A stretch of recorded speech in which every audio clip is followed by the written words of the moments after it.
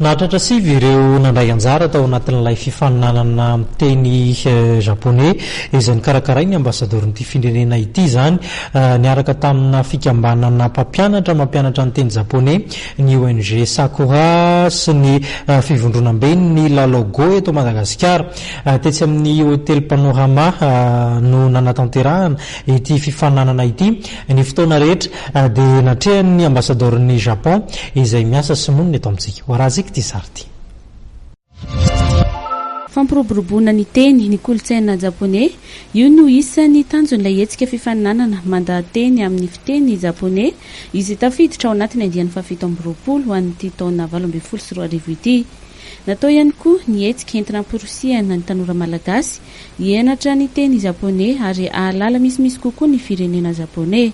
Tanjon'ilay izy aloha dia fampahafantarana ny olona aloha misy ny fampianarana teny Japoney Madagasikara.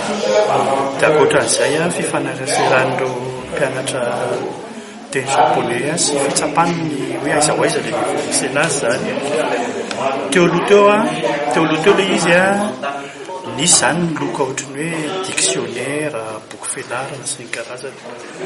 Fa nandritra ny édition telo farany angamba zay dia ny loka dia vacances eo amin'ny 2 semaines eo any Japon tout frais payé.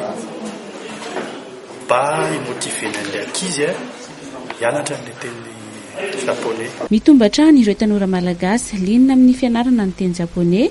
Raha ny ambarany ambasador'ny Japoney miasa eto Madagasikara dia ny malagasy no firenena afrikana faharoa betsaka mahay miteny sy mifeny teny ary ny kolotsaina Japoney.